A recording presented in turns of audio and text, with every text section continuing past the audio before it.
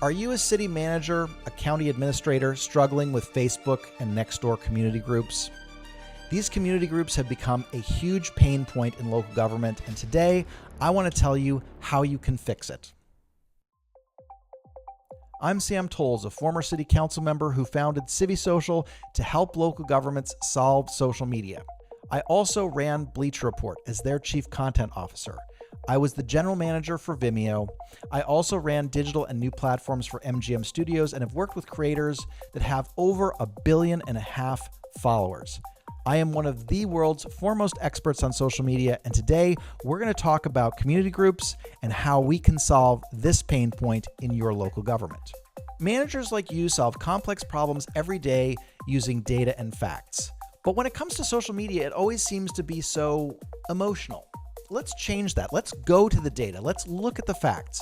Let's fix this community group issue. So first, Pew Research notes that only 7% of Americans, adult Americans, have ever signed up to become a part of a community group in their lives. That means 93% of Americans are not on community groups.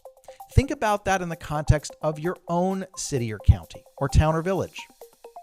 Take the total number of members of your most problematic community group and divide it by the total population of your community.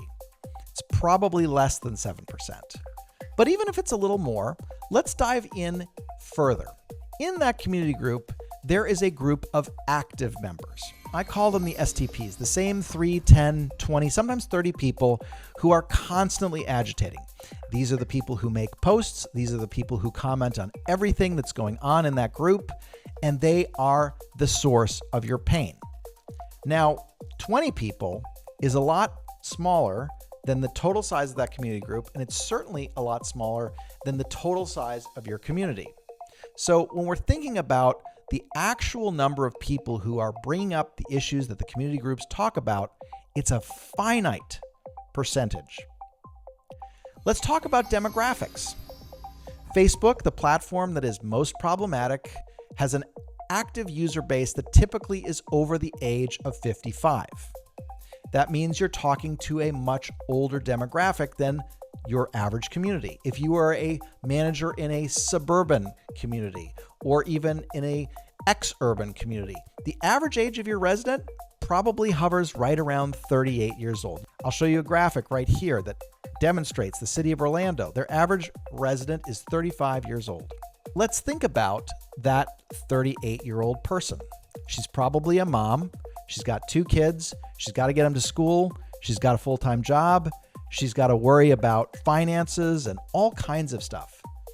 But that does not mean that she doesn't care about her local government. It just means she doesn't have time for all that nonsense in the community group. What are you doing to reach that person? Guarantee you she's probably not on Facebook or not actively on Facebook. She's on Instagram, she's on TikTok, she's here on YouTube, and she's scrolling. She's scrolling her screen for interesting, engaging, and informative content. And I want to really use the concept of scrolling and sharing, which is the common behavior on modern social media platforms, to contrast with the behavior in community groups. So when you scroll your phone and you stop on a piece of content that you like, that's informative, let's say it's a park cleanup, you're going to press the share button, not the comment button, the share button. And you're either going to DM that piece of content within the platform itself, or you're going to copy the link and send it by a text message to another neighbor. Hey, look at this interesting information I found about this park cleanup going on in our neighborhood. That neighbor, in turn, if the content's interesting, will share it again, and so on, and so on, and so on. Now let's go back to the contrast between older community groups and this new social media 2.0. I've created a couple graphics here for you to demonstrate. This first graphic shows the pattern and behavior within the community group.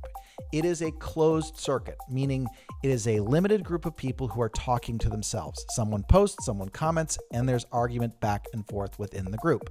The problem with this model is it's very visible. Local elected officials see it. They see the comments, they see the commentary, they see the back and forth, they see the argument, and it gets them riled up. Now let's contrast that with share-based modern social media on Instagram, on TikTok, here on YouTube. you look at this graph and you see there's a piece of interesting content about a park cleanup, a neighbor likes that piece of content and shares it with someone else, and they share it, and they share it, and so on, and so on, and so forth. Not closed, much more powerful, probably reaching a significantly larger portion of your population and reaching the most demographically diverse population, meaning everybody, not just 55 plus, the people that live on Facebook, but the whole community. The problem, though, is that this share-based social media is not visible, right? You can't see what's being shared, who's looking at it, what their reactions are to it, except you can.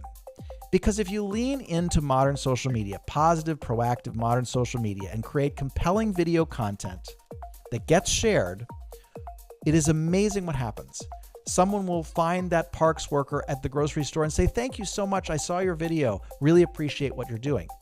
And if your elected officials are involved in this content, people will tap them on the shoulder and say, "Hey, I really appreciate what you're doing in our community for our neighborhoods."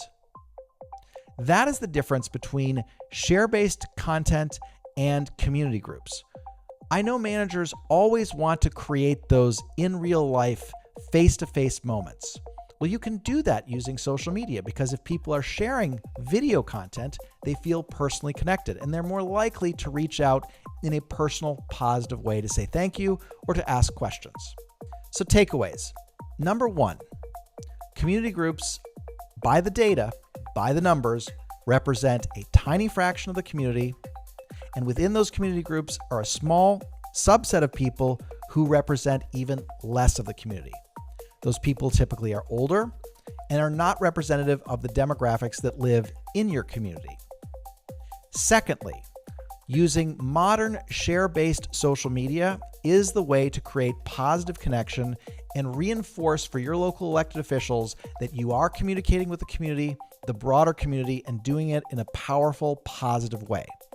And that will be visible when members of the community who are reacting to your content begin to reach out to members of staff and to elected officials to show appreciation for and questions about the work that you're doing.